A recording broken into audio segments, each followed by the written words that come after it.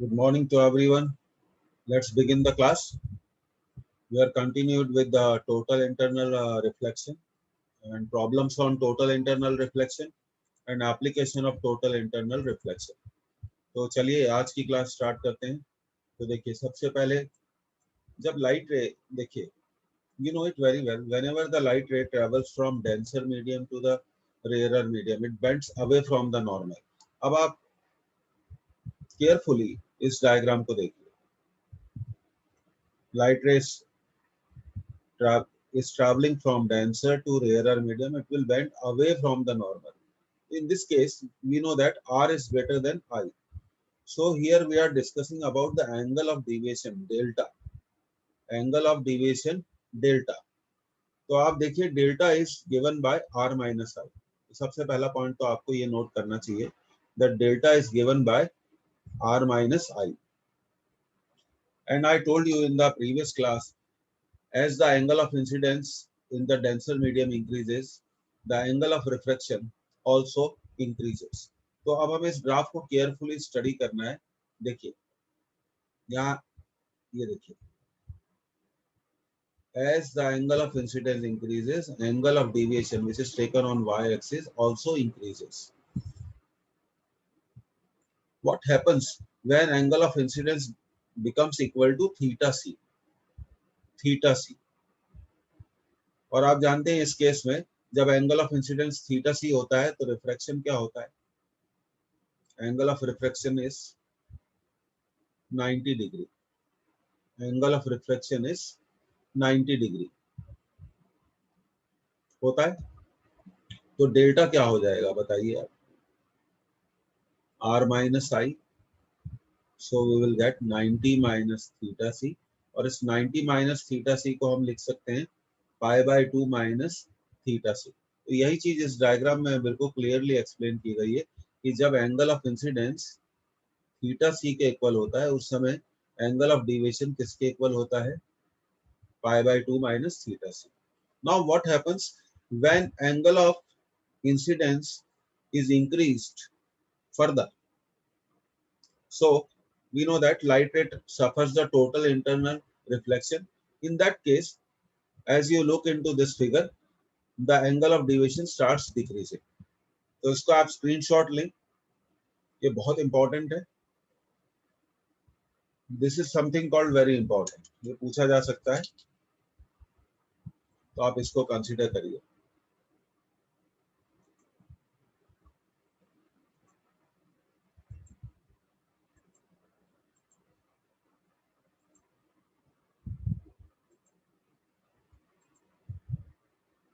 फिर आप देखिए एंगल ऑफ डेविएशन, जब एंगल ऑफ इंसिडेंस की वैल्यू क्रिटिकल एंगल से ज्यादा हो जाती है तो हम जानते हैं light rays will suffer the total internal reflection, उसका टोटल इंटरनल रिफ्लेक्शन होगा, तो एंगल ऑफ डेविएशन क्या हो जाता है? डिक्रीज होना शुरू हो जाता है। और जब angle of incidence pi by 2 होता है, इस फिगर को आप अच्छे से देखिए, जब angle of incidence pi by 2 होता है तब एंगल ऑफ डेविएशन क्या हो जाता है? जीरो हो जाता है। So please remember this figure, this is important.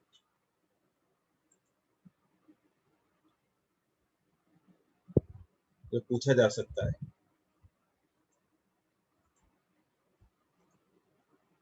Generally books में और मटेरियल में आपको ये फिगर नहीं मिलेगा, इसलिए आप इसे अच्छे से नोट करिए। ओके, आगे बढ़ते हैं स्टूडेंट्स। अब देखिए ये एक टफ क्वेश्चन है, there is no doubt about it that this question is tough, पर हम इसे कर सकते हैं। For the given incident ray as shown in the figure, the condition of total internal refraction of this ray, the minimum refractive index of prism will be. तो आप देखिए ये जो लाइट रे 45 डिग्री पर इंसिडेंट हो रही है, इसका टोटल इंटरनल रिफ्लेक्शन इस पॉइंट पर हो रहा है, इस फेज से हो रहा है।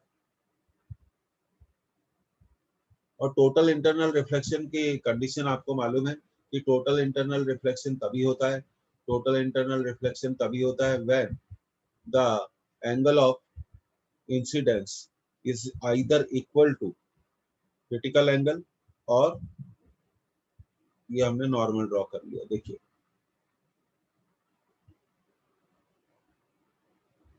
अब हम इसको भी आगे बढ़ाएंगे। इस लाइन को आप आगे बढ़ा दीजिए। तो ये हमारा एक ट्रायंगल तैयार हो गया। ठीक है, अब हम इस ट्रायंगल के लिए सॉल्व कर सकते हैं और यहाँ हम नोटिफाई कर सकते हैं। अब आप देखिए ये एंगल 45 डिग्री है, तो ये एंगल क्या होगा, आर, एंगल ऑफ रिफ्लेक्शन। ये एंगल होगा आपका 90 डिग्री और ये एंगल होगा क्रिटिकल एंगल। क्यों होगा क्रिटिकल एंगल? क्योंकि लाइट रे का यहाँ पर इस पर्टिकुलर पॉइंट पर लाइट रे का हो रहा है टोटल इंटरनल रिफ्लेक्शन। तो सबसे पहले तो ज्योमेट्री से आप एंगल को आपको निकालना पड़ेगा। अब हम जानते हैं हमारे पास स्नेल्स लॉ है और स्नेल्स लॉ कहता है mu equal to sine I by sine R. तो चलिए हम सबसे पहले आर तो निकाल ही लेते हैं। लेकिन अब देखिए यहाँ पर आपने इसे ड्रॉ कर लिया। Okay, let's continue. एक ट्रायंगल में सभी एंगल्स का एडिशन 180 डिग्री होता है। तो ये हो गया आर, दूसरा एंगल हो गया 90, तीसरा एंगल हो गया क्रिटिकल एंगल इक्वल टू 180। तो हमें रिलेशनशिप मिली R plus C equal to 90 degree.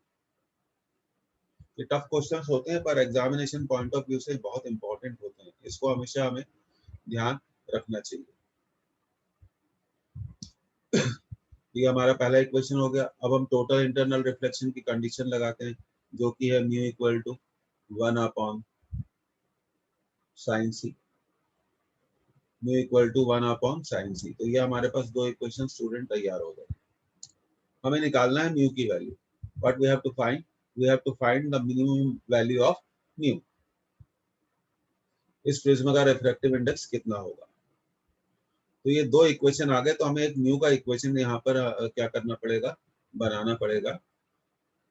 और वो हम बनाते हैं। देखिए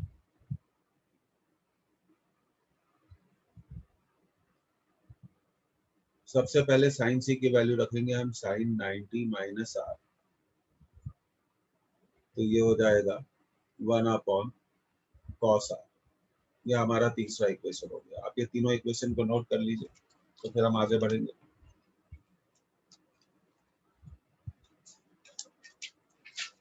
सिंपल ज्योमेट्री और एलिमिनेशन पर बेस्ड क्वेश्चन है। ये तीनों इक्वेशन आपके तैयार हो गए, mu equal to 1 upon sine C और mu equal to 1 upon cos R. और हमें म्यू की वैल्यू निकालना है। ये टफ क्वेश्चन है, इंपॉर्टेंट है, प्रीवियस ईयर पेपर में आ चुका है, इसी तरह के क्वेश्चंस पूछे गए हैं, तो इन्हें करना हमें आना चाहिए।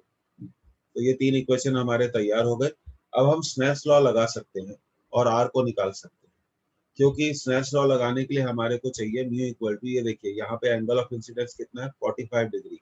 तो हम mu equal to sine 45 upon sine R. तो mu equal to 1 upon root 2 sine R. ये चौथा इक्वेशन आ गया। इससे घबराने की कोई जरूरत नहीं है। जब कोई क्वेश्चन बनता नहीं है तो हमें कई बार उसकी क्या करनी चाहिए, प्रैक्टिस करनी चाहिए।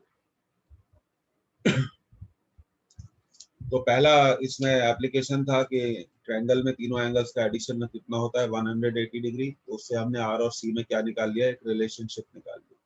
फिर क्रिटिकल एंगल की कंडीशन है टोटल इंटरनल रिफ्लेक्शन की mu equal to 1 upon sine C, वो अप्लाई कर दिया। फिर सी को हमने क्या लिखा, 90 minus R. Sine 90 minus R क्या होता है, 1 अपॉन कॉस आर। अब यहाँ पे हम अगर कॉस आर की वैल्यू रख दें, आप सोचिए अगर यहाँ पर हम कॉस आर की वैल्यू रख दें तो हमें म्यू की वैल्यू मिल जाएगी। तो कॉस आर की वैल्यू को रखने के लिए हमने पहले सरफेस पे क्या लगाया, स्नेल्स लॉ लगाया। यहाँ पर हमने क्या अप्लाई किया, स्नेल्स लॉ। तो म्यू इक्वल टू देखिए, तो अब हमारे काम के इक्वेशन दो ही हैं। एक तो है mu equal to cos R, mu equal to जो अभी हमने लिखा था equation, mu equal to 1 upon cos R. और अभी हमने निकाला mu equal to 1 upon root 2 sine R. अब क्या करेंगे, इस इक्वेशन को स्क्वायर कर देंगे। क्या कर देंगे, स्क्वायर। तो ये हो जाएगा 1 अपॉन कॉस स्क्वायर आर। तो आप सोच रहे होंगे कि हमने स्क्वायर क्यों किया, क्योंकि कॉस स्क्वायर थीटा को कॉस स्क्वायर थीटा को हम लिख सकते हैं 1 माइनस साइन स्क्वायर थीटा, तो 1 माइनस साइन स्क्वायर आर।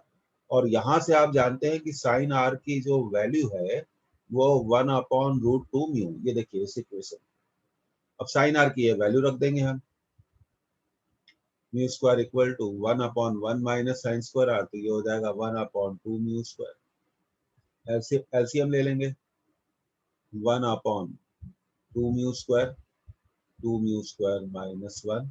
अब ये ऊपर चला जाएगा, mu square equal to, tough question है पर मैनेजेबल है, कर सकते हैं। म्यू स्क्वायर को कैंसिल कर दीजिए। अब क्रॉस मल्टीप्लिकेशन होगा, 2 upon 2 mu square minus 1, cross multiply करिए, 2 mu square minus 1 equal to 2, 2 mu square equal to 3, mu square equal to 3 by 2, mu equal to root of 3 by 2। 2 बार करिए, 3 बार करिए, खुद से समझ के करिए। ये एलिमिनेशन बेस्ड क्वेश्चन है, ये पूछे जाते हैं और ये इंपॉर्टेंट है। और सेकेंडली मैं आपको ये बताना चाहता हूँ कि ये टफ क्वेश्चन है। Secondly, I want to tell you that these are the tough questions.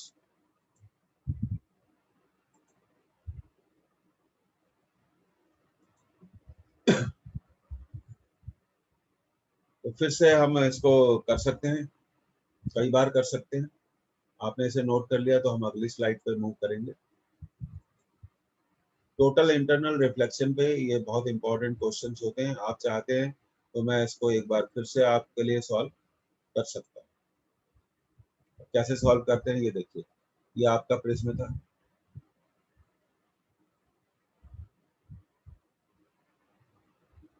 और ये लाइट रे यहाँ पर कितने डिग्री पर इंसिडेंट हो रही है, 45 डिग्री पर। फिर ये रिफ्रैक्ट होगी और इस फेस पर आएगी। जब इस फेस पर आएगी तो हमें क्या करना है, एक नॉर्मल ड्रॉ करना है। अब फेस को आगे बढ़ा दीजिए, और यहाँ पर हमें कहा गया कि लाइट रे का टोटल इंटरनल रिफ्लेक्शन हुआ, हो गया। तो ये एंगल कितना होगा, सी। ये एंगल कितना होगा, 90। ये एंगल कितना होगा, आर। तो सबसे पहले R plus C plus 90 equal to 180, R plus C equal to 90। ये हमने पहला इक्वेशन बना लिया। चाहे तो आप स्नेप्स लॉ पहले ही लगा सकते हैं, sine I upon sine R, sine 45 divided by sine R, तो mu equal to 1 upon root 2 sine R. ये आपने एक इक्वेशन बना लिया। अभी तक आपने ट्रायंगल की ज्योमेट्री अप्लाई करी है और एक स्नेप्स लॉ लगाया और कुछ नहीं करा है। अब आर को ये देखिए, इस इक्वेशन में हम आर को क्या करते हैं, लिख देते हैं 90 माइनस सी। ऐसे भी कर सकते हैं, आप अपनी स्किल डेवलप करिए। साइन 90 माइनस थीटा हमेशा याद रखिए, साइन 90 माइनस थीटा क्या होता है, कॉस थीटा। तो ये हो गया स्टूडेंट्स 1 अपॉन रूट 2 कॉस सी। अब इसका स्क्वायर कर दो, 1 अपॉन 2 कॉस स्क्वायर सी। कॉस स्क्वायर सी, कॉस स्क्वायर सी को लिख सकते हैं 1 माइनस साइन स्क्वायर थीटा। हमेशा याद रखना चाहिए कि कॉस स्क्वायर थीटा क्या होता है, 1 माइनस साइन स्क्वायर थीटा होता है। तो ये हमने लिख दिया, 1 माइनस साइन स्क्वायर सी। अब देखिए क्या करना है, फाइनल स्टेप, साइन सी को हम लिख सकते हैं, साइन सी को हम लिख सकते हैं, ये देखिए, एक minute, what we can write for sine C, 1 upon mu, क्योंकि आप जानते हैं mu is equal to 1 upon sine C. तो साइन सी को आप क्या लिख सकते हैं, 1 अपॉन म्यू। समझिए, ये हो गया 1 बाय म्यू स्क्वायर। बस फिर तो बहुत आसान था, फिर हर चीज आसान थी। अगर आपको क्रॉस मल्टीप्लाई करना है तो यहीं पर आप क्रॉस मल्टीप्लिकेशन कर सकते हैं। देखिए अगले स्टेप में चेंज कलर में कर देता हूँ, 2 into mu square into 1 minus mu square. फिर सॉल्व तो करना पड़ेगा, फिर इसको आप फर्दर सॉल्व कर लें, 2 म्यू स्क्वायर को अंदर मल्टीप्लाई कर दें, और जब इसको करेंगे तो ये 2 बचेगा इक्वल टू 1।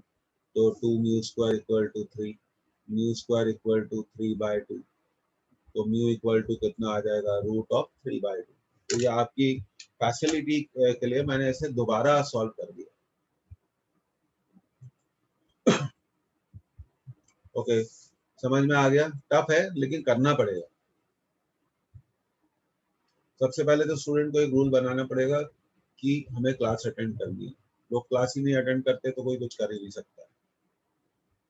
तो बार बार हम इस तरह से करके इसको सॉल्व कर सकते हैं। अब देखिए, एलिमिनेशन पर बेस्ड क्वेश्चन है। अब ये क्वेश्चन बहुत बार पूछा गया एग्जामिनेशन से। तो आप देखिए यहाँ पे इस क्वेश्चन में एक जो लाइट रे है वो डेंसर मीडियम से रेयरर मीडियम में जा रही है, और लाइट रे का कुछ पार्ट रिफ्रैक्ट होकर रेयरर मीडियम में चला जाता है। देखिए ये लाइट रे कहाँ थी, डेंसर मीडियम में, उसका एक पार्ट रिफ्रैक्ट होकर कहाँ चला जाता है, रेयरर मीडियम में, और दूसरा पार्ट रिफ्लेक्ट हो जाता है। तो जब लाइट रे डेंसर से रेयरर में जाती है और रिफ्लेक्ट हो जाती है तो ये टोटल इंटरनल रिफ्लेक्शन कहलाएगा। और स्क्रीनशॉट ले लीजिए। If the reflected and refracted rays are mutually perpendicular, ये देखिए 90 डिग्री एंगल आ गया। Then what is the value of critical angle? बहुत बढ़िया क्वेश्चन है।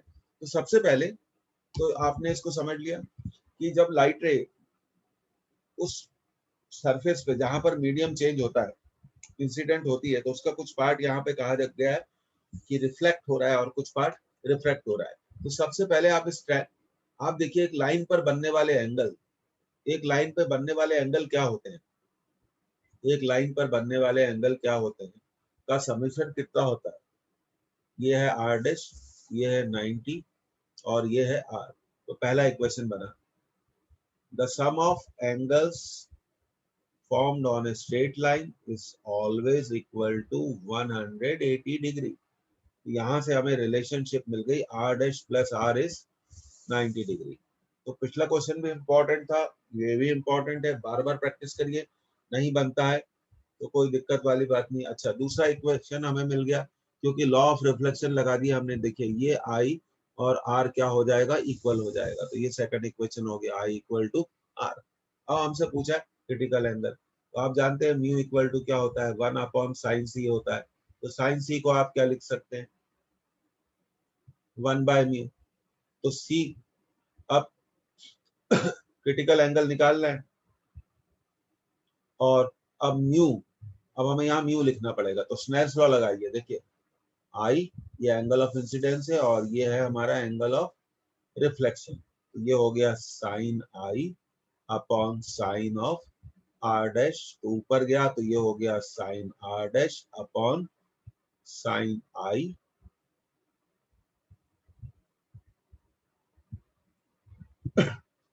और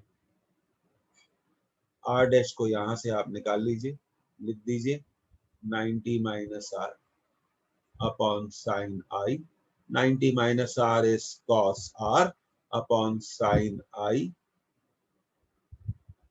और आर को आप क्या लिख सकते हैं, आर को आप क्या लिख सकते हैं, आई। तो साइन सी की वैल्यू हो गई cos I upon sine I, that is cot I. तो साइन सी कॉट आई के इक्वल है, तो सी किसके इक्वल होगा, सी किसके इक्वल होगा, साइन इनवर्स कॉट आई।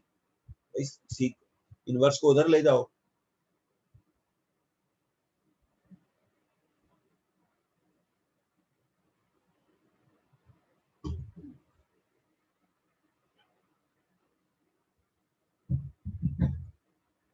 तो इस तरह से इस क्वेश्चन को सॉल्व किया जाता है। फिर से समझ लीजिए, R dash plus 90 plus R कितना हो गया, 180 डिग्री। यहाँ से हमने R dash plus R equal to 90, 180 minus 90 90 होता है, और लॉ ऑफ रिफ्लेक्शन कहता है I equal to R, I equal to R.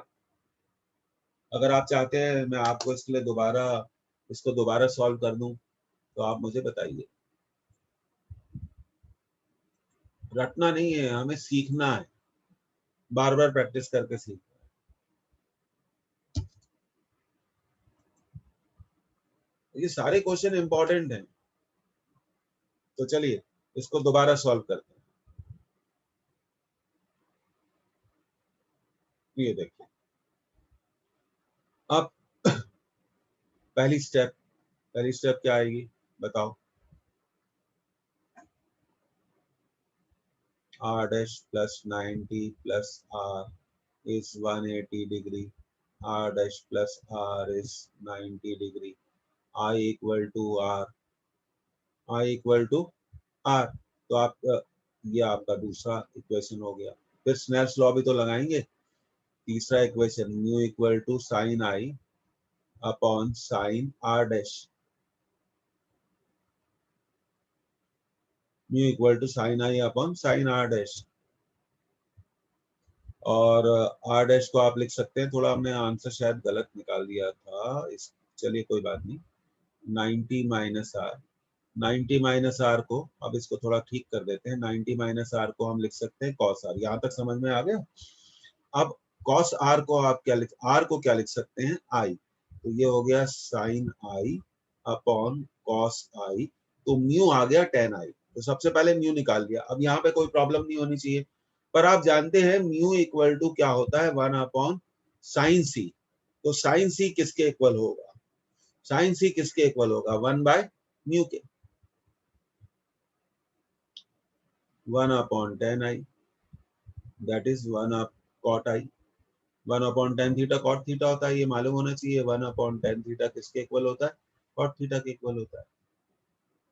तो sine C equal to cot I, तो C equal to sine inverse cot I. अब clear हुआ आपको।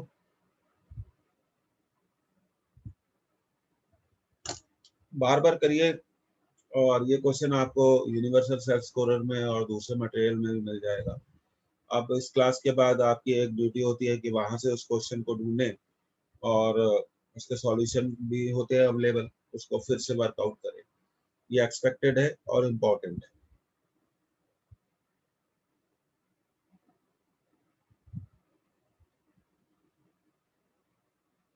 टोटल इंटरनल रिफ्लेक्शन एक टफ सब्जेक्ट, प्रैक्टिस की जरूरत है।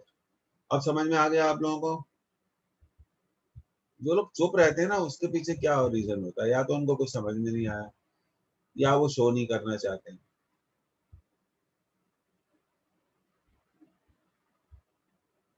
बार बार करिए, बार बार करिए इसको, बार बार ऐसे क्वेश्चंस की प्रैक्टिस करिए। पास होना है तो ये हमें करना पड़ेगा, और कोई हमारे पास इसका ऑप्शन नहीं है।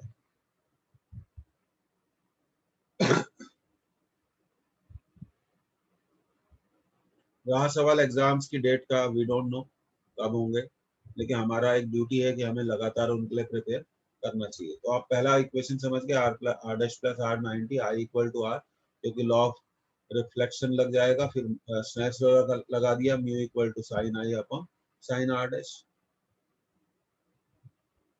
और आर डैश को यहाँ से आप लिख सकते हैं 90 minus R, sine 90 minus R क्या होता है, कॉस आर, आर को क्या लिख दिया, आई, तो साइन आई अपॉन कॉस आई, तो म्यू की वैल्यू क्या आ गई, 10 आई।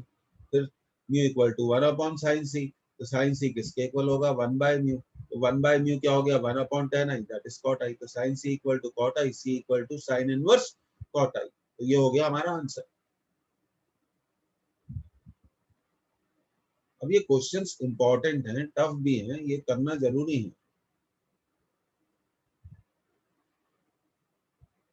यस, ये one of the most important application of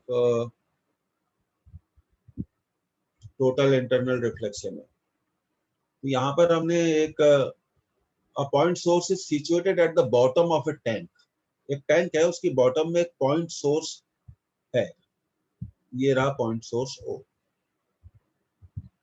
यहाँ से लाइट निकल रही है, तो पॉइंट सोर्स ओ से निकलने वाली लाइट रे will come out of liquid surface through a circular portion above the source.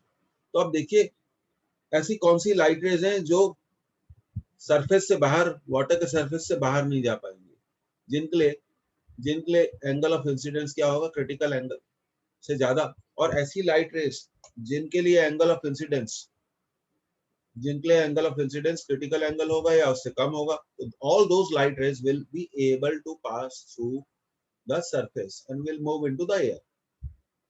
तो पहले तो ये समझ लें कि कौन सी लाइट रेज सरफेस से बाहर नहीं जाएंगी वाटर के, जिनके लिए angle of incidence critical angle से ज्यादा है। और कौन सी लाइट रेज सरफेस से बाहर जाएंगी, कौन सी लाइट रेज सरफेस से बाहर जाएंगी जिनके लिए angle of incidence critical angle के इक्वल है, या क्रिटिकल एंगल से क्या है, क्रिटिकल एंगल से क्या है, कम है। तो ये पाया गया, it is found that all the light rays comes out of the water surface through a circular portion. तो आप इस सर्कुलर पोर्शन को देख रहे हैं।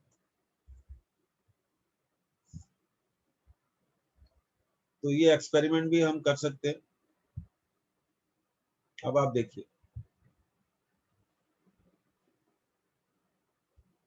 इसी सर्कुलर पोर्शन पे एग्जामिनेशन में क्वेश्चंस पूछे गए हैं।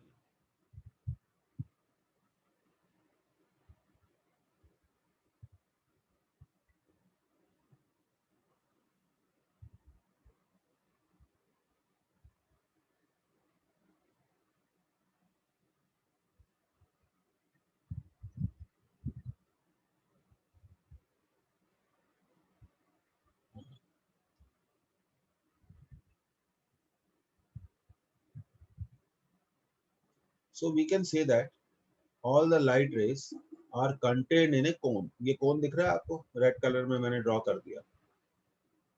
तो पॉइंट सोर्स अगर वाटर के पॉन्ड के बॉटम पे है, इस एक्सपेरिमेंट को आप कर भी सकते हैं। अपनी एक बकेट में पानी भरिए, एक टॉर्च लीजिए, बकेट के बॉटम पे टॉर्च को ले जाइए ऐसे, और टॉर्च को ऑन कर दीजिए। तो आप देखेंगे टॉर्च से निकलने वाला लाइट एक सर्कुलर पोर्शन में फैला होता है। It will spread into circular portion. Okay, अब देखिए, तो इसी को हम देखिए फील्ड ऑफ व्यू कहते हैं। अगर यहाँ पर पॉइंट सोर्स है, वो एक पॉइंट सोर्स है, अगर एक फिश हो तो क्या होगा, उसके लिए फील्ड ऑफ व्यू क्या होगा, एक कोन होगा। उसके लिए फील्ड ऑफ व्यू क्या होगा, एक कोन होगा।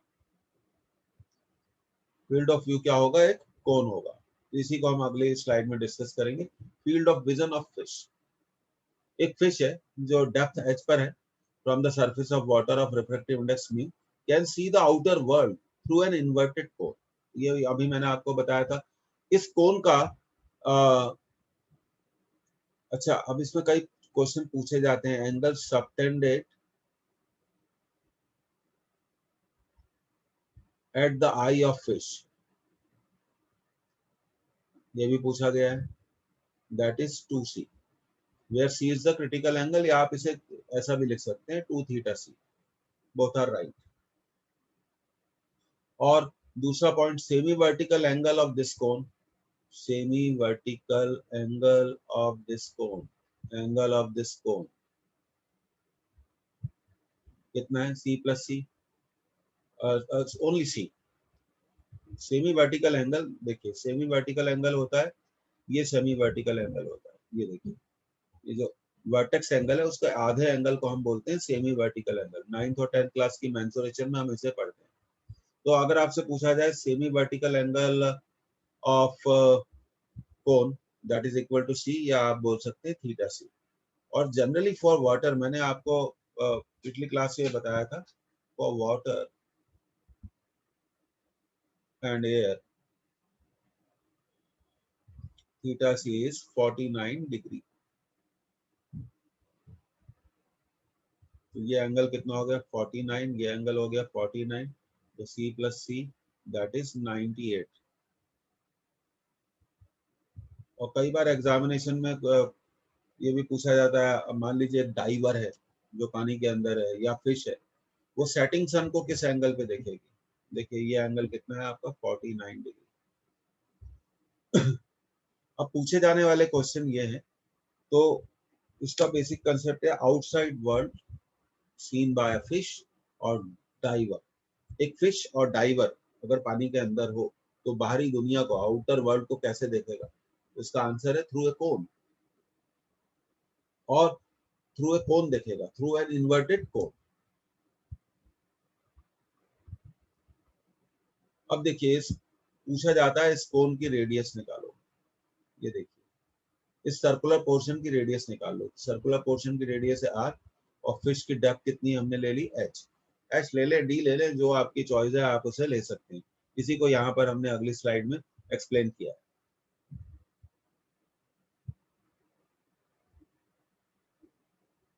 देखिए, ये थीटा सी था, ये एंगल भी थीटा सी है। यहाँ हमने पाइथागोरस थ्योरम लगा ली, r और h, तो ये हो गया root of r square plus h square.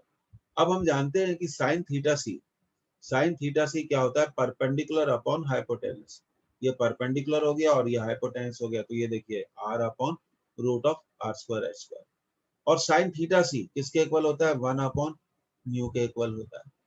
तो हम R upon root of R square plus H square को किसके इक्वेट कर सकते हैं, 1 अपॉन म्यू के। अब हमने यहाँ स्क्वायर कर दिया, यहाँ से हम आगे बढ़ते हैं तो हमने इसे क्या कर दिया, स्क्वायर कर दिया, तो ये हो गया 1 by mu square R square upon R square plus H square.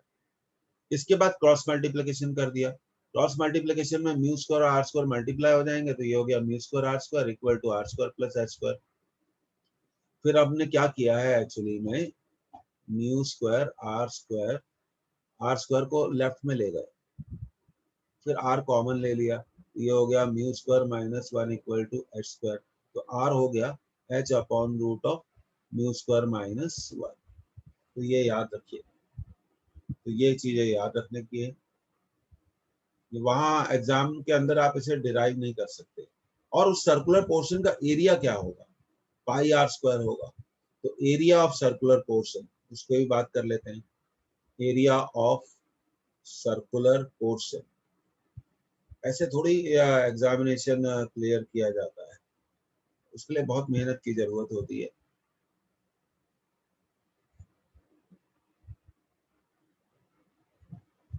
शुरू से अगर जिन स्टूडेंट्स ने क्लास अटेंड करी होती, सभी के लिए बोल रहा हूँ, किसी का नाम नहीं ले रहा, रेगुलरली क्लास अटेंड कर रही होती, रेगुलरली नोट्स पढ़े होते हैं, रेगुलरली सेल्फ स्कोरर या मॉडुली या कोई भी बुक मटेरियल आपके पास हो, रेगुलर अगर आपने उससे क्वेश्चन करा होता पिछले 5 महीने 6 महीने में, तो आज डेफिनेटली फिर हिसाब से बनने लगती है। आपको उसके पीछे पढ़ना पड़ेगा तभी वो बनेगी। तो ये दो चीजें आप याद रखिए, ये फॉर्मूला आप याद रखिए, याद तो आपको रखना पड़ेगा,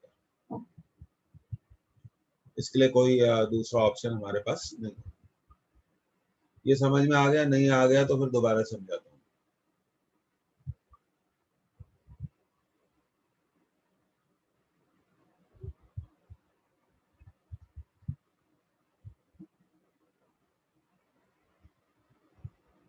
एक ही आंसर आया गॉट इट, बाकी लोगों का आंसर होना चाहिए नॉट गॉट इट।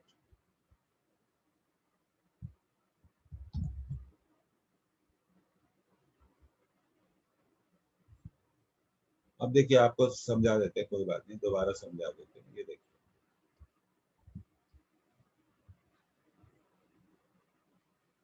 क्या होता है, आपके लिए एक अच्छे से ड्रॉ कर देते हैं इसे। ये देखिए ये हमारा कोण हो गया, ध्यान दीजिएगा,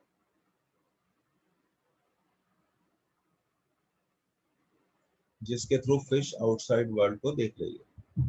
चलिए बना लीजिए, इसको समझ लीजिए। और ये हमें रेडियस निकालनी है, और ये एच है, और ये एंगल थीटा सी बोल दो या इसे बोल दो सी। अब इस ट्रायंगल को भी बना लेते हैं, ये देखो आप,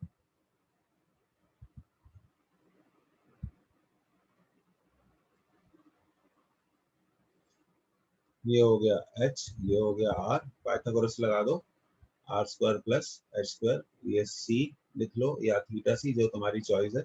यहाँ साइन सी निकालो, हम जानते हैं साइन सी क्या होता है, 1 बाय एम। तो साइन सी ट्रायंगल में निकालो, साइन सी ट्रायंगल में निकालो। जब साइन सी को ट्रायंगल में निकालेंगे तो बच्चों आएगा परपेंडिकुलर अपॉन बेस हाइपोटेनस, ये हो गया H square equal to 1 by mu. अब कुछ नहीं करना है, इसका स्क्वायर कर दो, R square equal to R square plus H square equal to 1 by mu square, cross multiply करो, mu square R square equal to R square plus H square, R square को इधर ले आओ, और फिर हम लिख देंगे यहाँ पर, देखिए कर देते हैं इसको, आर स्क्वायर कॉमन ले लें तो ये हो जाएगा mu square minus 1 equal to H square, root ले लो, R equal to root of mu square minus 1 equal to H, R equal to H upon root of mu square minus 1। और area क्या होगा, पाई आर स्क्वायर होगा, तो उसको निकाल लो, pi H square upon mu square minus 1। ठीक है, अब इन फॉर्मूले को जरा नोट करो, आता कैसे समझना जरूरी है। कैसे आता है इसको समझ लिया आपने। और फिर अब आपको क्या याद रखना है, R equal to H upon root of mu square minus one, इतना याद रखना है। और सर्किल का एरिया तो हम जानते हैं पाई आर स्क्वायर होता है, बस आर का फॉर्मूला हम याद रखना। अब क्लियरली समझ में आ गया, और कितने लोगों को समझ में आ गया? आंसर नहीं करते। अब इस पर क्वेश्चन आए हैं एग्जामिनेशन।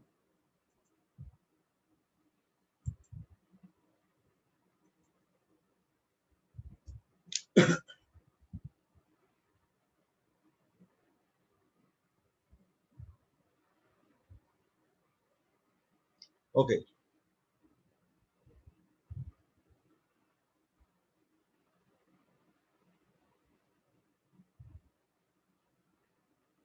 अब देखिए आ गया पहला question. Fish looking up through the water see outside world contained in a circular horizon. If the refractive index of water is 4/3 and fish is 12 centimeter below the surface, the radius of this circle is। देखो, अगर आपको formula मालूम है तो आप इसको कितनी जल्दी सॉल्व कर सकते हैं। रेडियस का भी हमने फॉर्मूला बताया था, H upon root of mu square minus one. तो एच की वैल्यू यहाँ 12 है, म्यू दिया है 4/3, तो 4/3 का स्क्वायर हो जाएगा, कितना हो जाएगा 16/9 माइनस वन, तो आर आ जाएगा 12। रूट के अंदर आप थोड़ा एलसीएम लेना पड़ेगा, 9 16 माइनस 9, तो 9 ऊपर चला जाएगा, 12 इंटू 9 अपॉन आ जाएगा √7, तो ये हो जाएगा 108 अपॉन √7। अब आंसर नहीं मिल रहा है, कोई बात नहीं, अब क्या करें, इसको रैशनलाइज कर दो।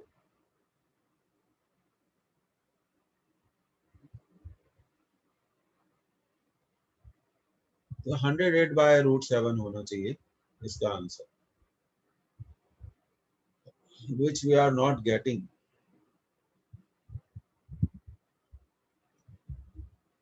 हमने फॉर्मूला सही लगाया, कहाँ गलती हो सकती है?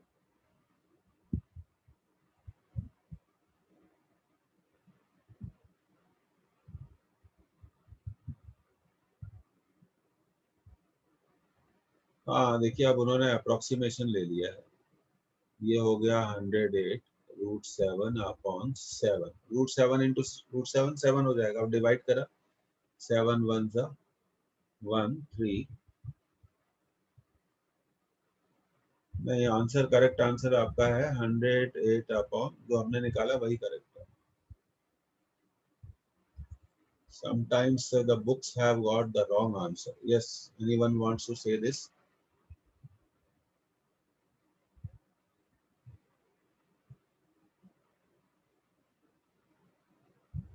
अच्छा, यस यस यस, बिल्कुल सही बात है। Thank you for this, very nice.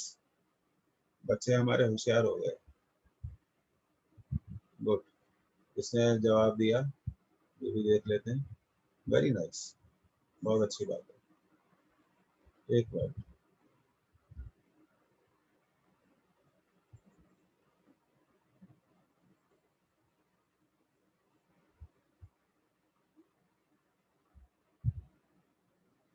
Okay 12, 9 का स्क्वायर रूट 3, तो ये हो जाएगा 36/√7। ओके, बिल्कुल सही हम अब निकाल रहे हैं, तो हमारा आंसर है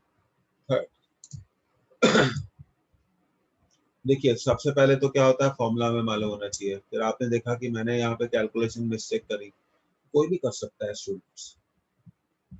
कैलकुलेशन मिस्टेक के लिए concentration of brain is required. Okay, next question. अब देखिए, ये ऐसे क्वेश्चन आपको कहीं मिलेंगे। A point source of light is placed at the bottom of A water lake, ठीक है। If the area of illuminated circle on the surface is equal to 3 times the square of the depth of the lake, refractive index of water। बिल्कुल मत घबराइए, ऐसे question से हम इन्हें solve कर लेंगे। अब ये कहा गया है कि एरिया ऑफ सर्किल, आप जानते हैं एरिया ऑफ सर्किल होता है a, that is pi R square is equal to 3 times the square of the depth. ये हो गया 3h स्क्वायर, 3h स्क्वायर। अब हम जानते हैं कि हमारा r है h upon root of mu square minus 1, तो हम यहाँ पर r की वैल्यू रख देंगे, पर यहाँ पे r का स्क्वायर रखना है, तो pi h square upon mu square minus 1 equal to 3h square. h square को कैंसिल कर दो, ये तो बहुत अच्छी बात है। देखिए आप कितना सोच रहे थे कि टफ क्वेश्चन है, तो pi equal to 3 mu square minus 1, तो 3 को इधर ले आओ, pi by 3 equal to mu square minus 1। अब 1 को इधर ट्रांसफर करो, pi by 3 plus 1 equal to mu square, root ले लो, pi by 3 plus 1 equal to mu. तो ये रहा हमारा आंसर सेकंड।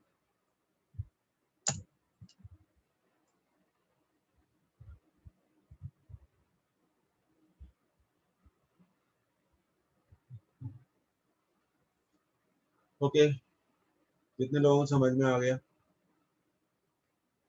कैलकुलेशन की प्रैक्टिस भी तो करनी पड़ेगी,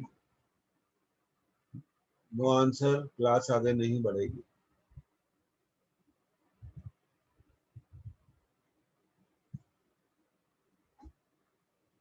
अगर यहाँ पे हमें आर का फॉर्मूला मालूम नहीं होता तो हम इसको बिल्कुल नहीं कर पाते।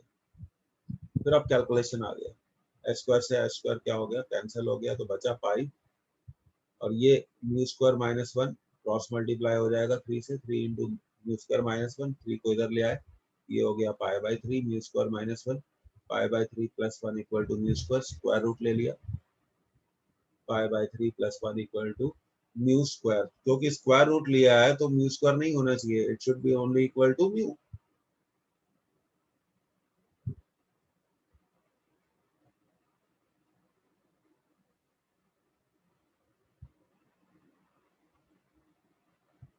अब देखिए, it is one of the question which came in the NEET examination.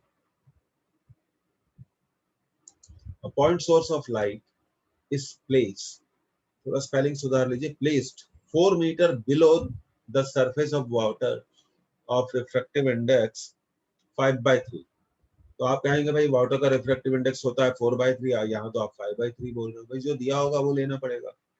Pure water के लिए definitely refractive index 4/3 होता है, but whenever the water is mixed with some impurities, the refractive index may change. So that is not our consideration. We need to calculate what the minimum diameter of disk which should be placed over the source on the surface of water to cut off all the light coming out of the water। और हम जानते हैं water के अंदर से जो light आ रही है वो एक सर्कुलर हॉरिजन में फैल रही है। अगर हम उसी सर्कुलर हॉरिजन में से लाइट लाइट बाहर जाती है, अगर उसी सर्कुलर हॉरिजन को हम एक प्लेट से कवर कर दें, तो उस पॉइंट सोर्स से आने वाली लाइट जो पानी के अंदर है, which is inside the water, will not be able to come out of the water। तो अब ये बोला है कि मिनिमम डायमीटर, तो डायमीटर से बिल्कुल नहीं घबराना है, हम जानते हैं radius h upon root of mu square minus 1, तो डायमीटर क्या होगा 2r, 2h upon root of mu square minus 1।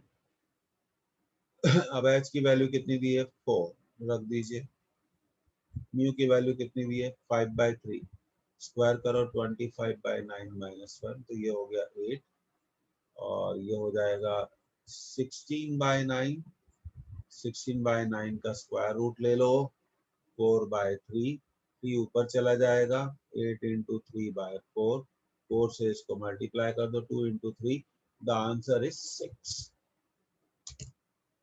तो देखिए स्टूडेंट कितना आसान हो जाता है अगर आपके पास फॉर्मूला हो। अब अगर I want to ask you one question कि अगर ये एग्जाम में आएगा तो क्या आप कर पाएंगे? कितने लोग कर पाएंगे?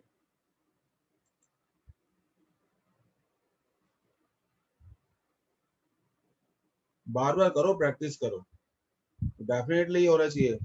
अब देखिए अगला क्वेश्चन हम करते हैं। दैट्स वेरी नाइस, अपनी हिम्मत लाइए, करेज लाइए अंदर से, बार बार करिए, उसको समझिए।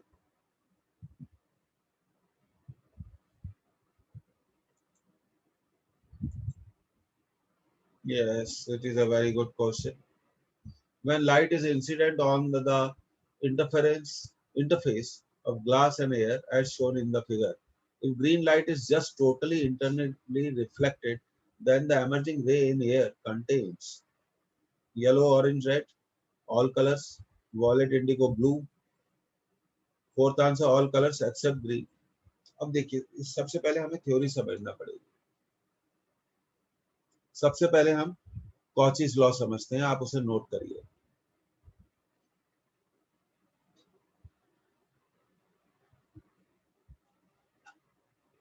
कॉची लॉ हमें समझना पड़ेगा.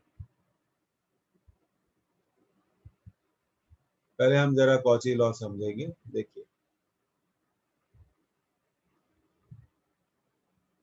फिर वापस क्वेश्चन पे आएंगे.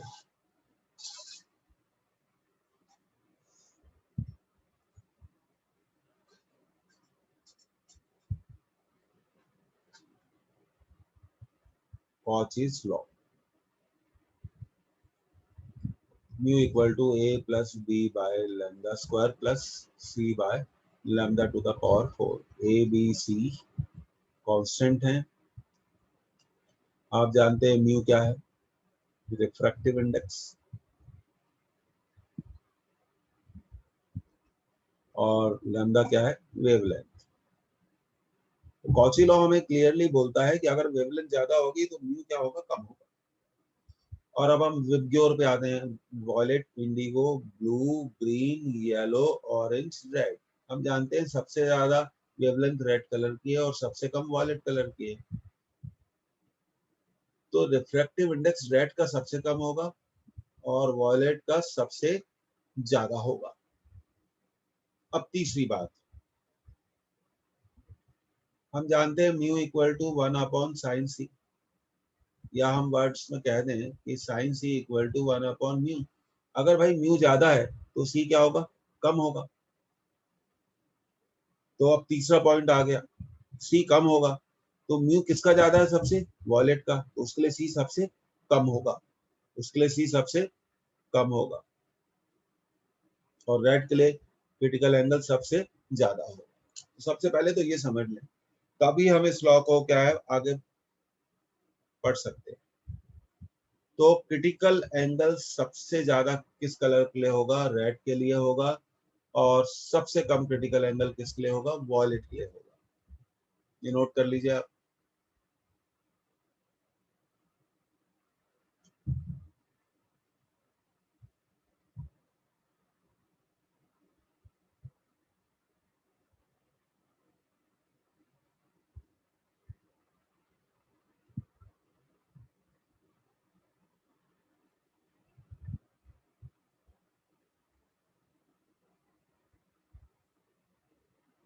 अब हम पीछे जाके उस क्वेश्चन को सॉल्व कर लेते हैं. अब देखिए, व्हाइट कलर में हम जानते हैं कि सारी 7 कलर्स होते हैं. सिर्फ ग्रीन बाहर निकल पा रहा है. ग्रीन ग्रेस कर रहा है. तो आप जानते हैं कि जब लाइट रे ग्रेस करती है तो डेंसर मीडियम में बनने वाला एंगल क्या होता है? क्रिटिकल एंगल होता है. तो ग्रीन बाहर निकल पा रहा है. ग्रीन बाहर निकल पा रहा है. तो विबग्योर पे आते हैं.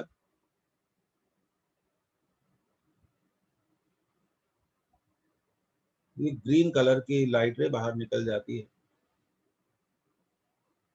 तो अब हमें बताना है कि कौन सी रे बाहर निकलेंगी और कौन सी नहीं निकलेंगी. ग्रीन तो बाहर निकल गई. अब आप जानते हैं क्रिटिकल एंगल सबसे ज्यादा किसके लिए होता है? रेड के लिए होता है. तो जैसे जैसे क्रिटिकल एंगल बढ़ता जाता है तो बाहर निकलने के चांसेस क्या हो जाते हैं? बढ़ते जाते हैं. जब क्रिटिकल एंगल कम होता है तो हमेशा याद रखिए, chances of total internal reflection high हो जाते हैं. तो ग्रीन ग्रीन कलर बाहर निकल रहा है. तो येलो येलो, ऑरेंज और रेड के लिए क्रिटिकल एंगल ज्यादा होगा. तो ये तीनों बाहर निकल जाएंगे और ये तीनों बाहर नहीं निकलेंगे.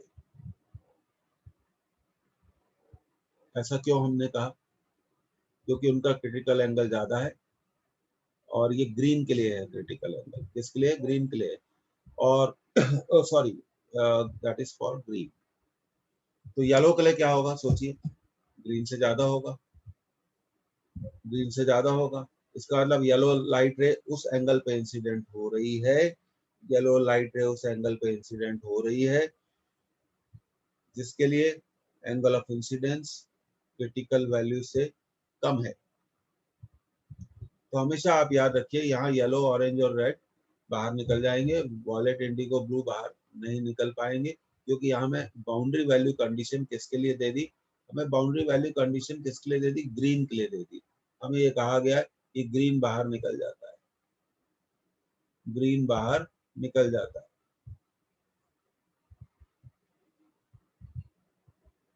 ये ग्रीन बाहर निकला, तो येलो, ऑरेंज, रेड, यहाँ मिलेगा हमें येलो, ऑरेंज। अब ऑरेंज कलर भी हम ड्रॉ कर सकते हैं, देखते हैं हमारे पास ऑरेंज कलर है कि नहीं। ओके, तो यहाँ चलिए इसी में ड्रॉ कर लेते हैं। यहाँ ऑरेंज हो जाएगा और यहाँ क्या हो जाएगा, रेड हो जाएगा।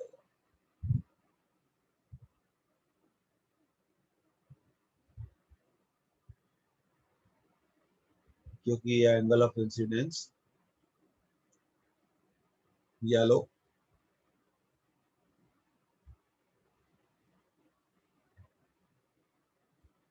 ऑरेंज और रेड के क्रिटिकल एंगल से कम है। तो ओके, अब आगे बढ़ते हैं स्टूडेंट। ये बहुत अच्छा क्वेश्चन था। तो हमेशा आप याद रखिए। अब मैं आपको थोड़ा दूसरे तरीके से भी इसको समझा देता हूँ। मान लीजिए फॉर ग्रीन कलर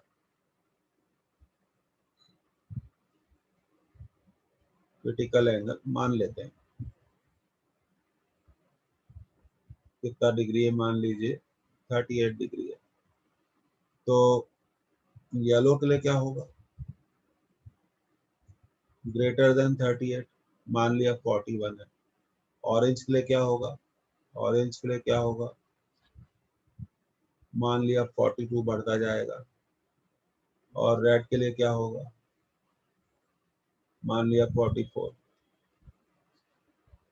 तो जब लाइट रे मान लो 38 पर आ रही है, व्हाइट रे, और व्हाइट रे में हमारे पास सारे कलर्स हैं, violet, indigo, blue, green, yellow, orange और रेड। तो ये ग्रीन निकला है यहाँ पे, आपको क्या कहा गया, तो भाई ग्रीन निकल रहा है। ठीक है, ये ग्रीन निकल गया।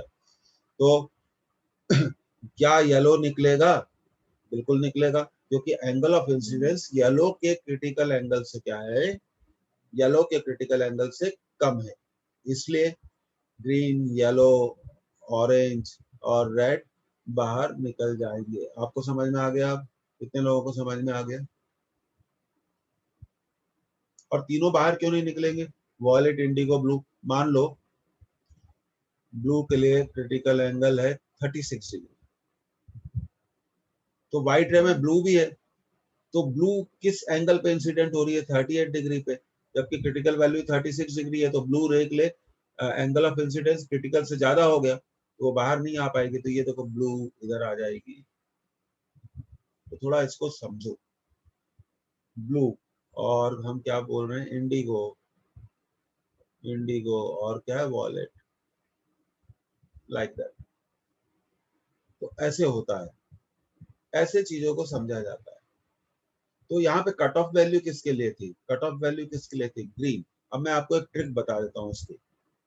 देखिए कट ऑफ किसके लिए था, कट ऑफ किसके लिए था, कट ऑफ मतलब ग्रीन के लिए कट ऑफ था, ग्रीन बाहर निकल गया, ग्रीन बाहर निकल गया, ये हम इस ग्रीन को बाहर निकाल देते हैं। चलिए, और अब हम जानते हैं कि हमारे पास कौन से कलर है, wallet, Indigo, blue, green, yellow, orange, red. तो ये तो निकल जाएंगे और ये इसके पीछे वाले नहीं निकलेंगे। अब हम एक और क्वेश्चन बनाते हैं। चलिए, कि हमें दिया है कि एक व्हाइट लाइट इंसिडेंट हो रही है, और सिर्फ इंडिगो बाहर निकलता है।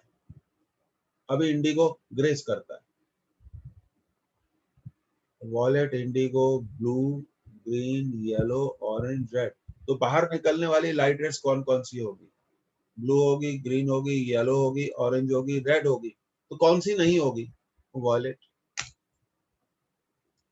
फिर से एक और दूसरा एग्जांपल, मान लीजिए कि व्हाइट लाइट इंसिडेंट हो रही है डेंसर टू रेयरर मीडियम, और ग्रेस करने वाला कलर है हमारा येलो। तो कौन कौन सी लाइट रे बाहर निकलेंगी? अब देखिए एक मिनट, उसको फिर से समझते हैं।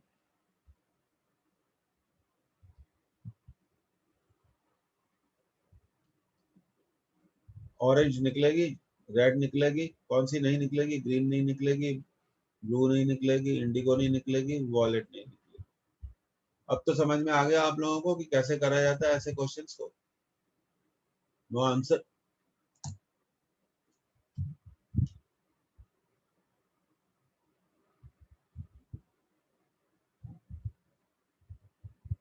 कट ऑफ वैल्यू याद रखो हमेशा, राइट वाले बाहर निकल जाएंगे और लेफ्ट वाले नहीं निकलेंगे। ऐसे क्वेश्चन अब आप खुद भी बना सकते हो, और कहने की जरूरत नहीं है, ये इम्पोर्टेंट है।